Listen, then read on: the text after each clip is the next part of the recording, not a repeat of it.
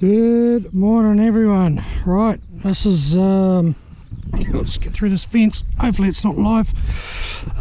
This is the start of a fairly large project. We've got a pond.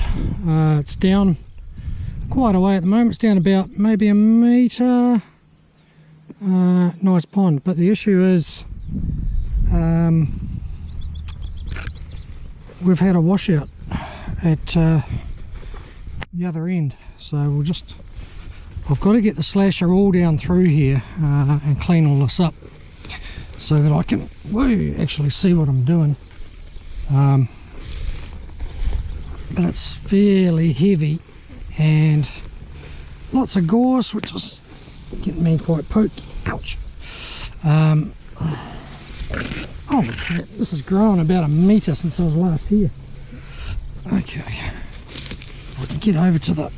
Oh man.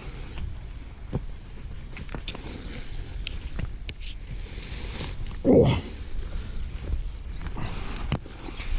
Right. Far out. Okay, we're here.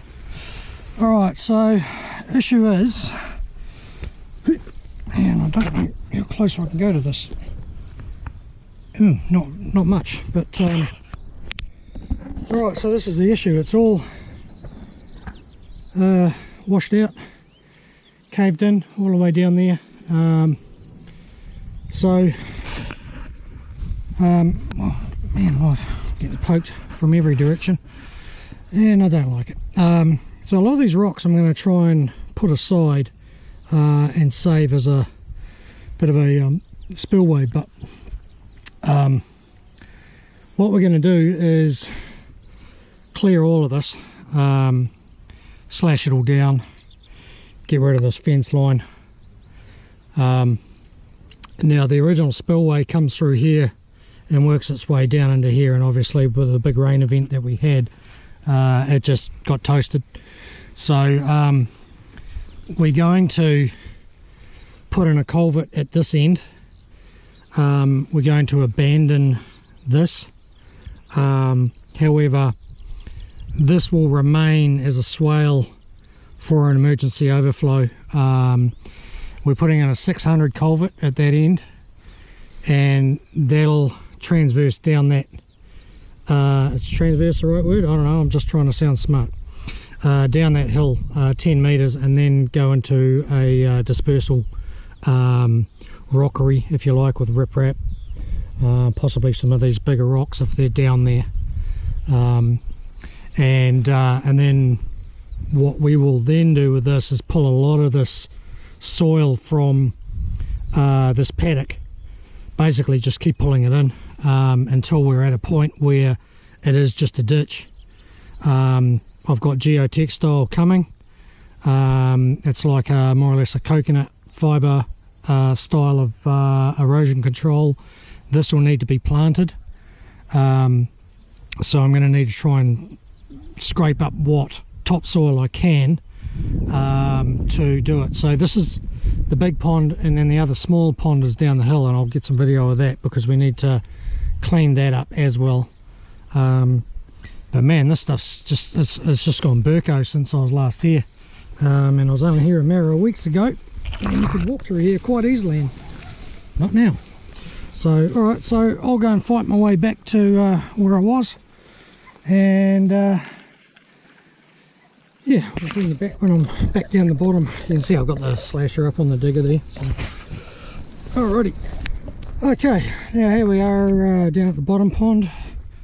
This is sort of what you see when you drive in. This is also down quite a ways. Quite a big sort of rock wall that I'm standing on here. It goes around, right around, but all of this soil here is what came out of the top end. So I need to clear all of this crap, all of that. So all the pampas grass, we call them toi or pampas grass. There is actually two breeds here and I'm not sure which one. I don't care to know. Interesting that is still running a little bit, so there is still a little bit of water coming through there, but I think that's more or less just sort of leakage through the dam, groundwater possibly, who knows. Yeah, so all of this I need to clear. A lot of it I'm just going to rip out and pile up for burning, and we'll do that. I'm not going to get too much filming done today because it's sort of limited on my memory today, because I haven't got too many memory cards. So alright, so that's we'll sort of get a video when I come back. Okay, well I got that much cleared and then I kind of abandoned that idea because it got a bit sketchy. I'll take you down there and show you what I mean. So we're nice and wide and stable and everything's tickety-boo here. Problem being when we get down to this point,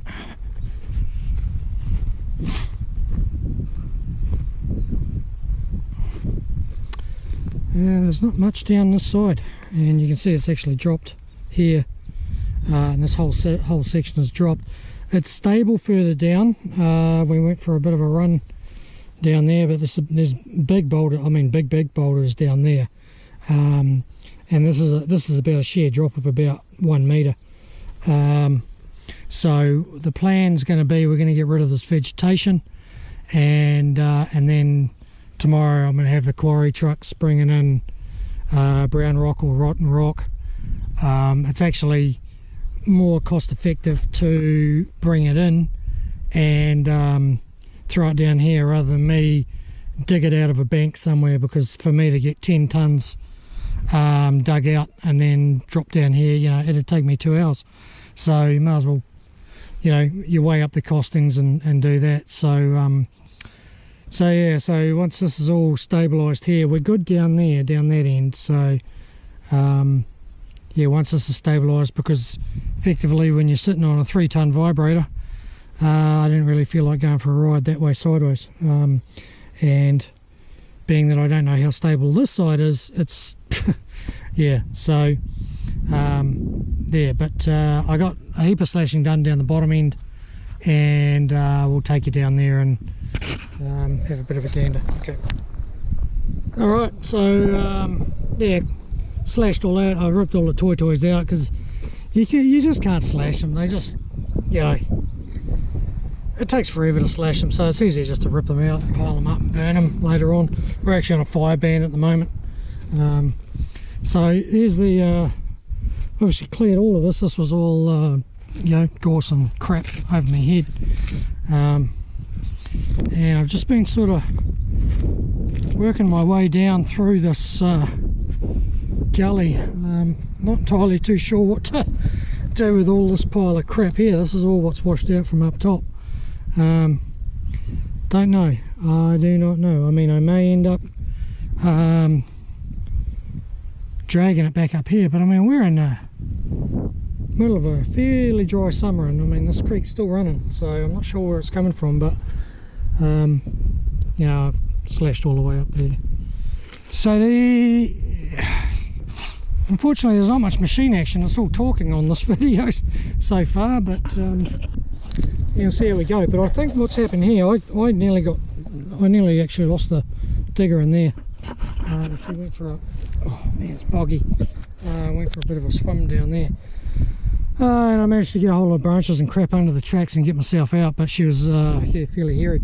I think what's happened is this gully was all one big creek, and then when all that crap washed down from up top, it's just been sitting here, and it's just sort of formed itself a natural you know, creek down through here. But I mean, like where I'm standing, it's soft, it's boggy in there. It's just like really soft. And I mean, tomorrow I'll go for a bit of a walk up through there. I can't really be naffed doing it at the minute, but I think the original creek bed was actually over there, just at the base of that thing. And I may, if it's stable over there, try and walk myself over there and re-establish that creek bed, because I mean, you can see it's wet from all the weeds and that, or weeds and reeds, but it's just, this whole valley is just wet. So hopefully, I mean, I've just pulled a shit up on the bank, and hopefully it'll dry out some, enough for me to actually get in there, and hopefully the water will run out of that, because it's quite a rocky clay, but it's clay all the same. So clay just doesn't give up moisture very easy at all. Yeah, so anyway, there it is. It's about 4:30 and I've about had enough for the day. So that's end of part one. Unfortunately, it's all talking, but you know, hopefully tomorrow we'll have a bit more digger action going on for you. Alrighty, see you on the next one. Part 2.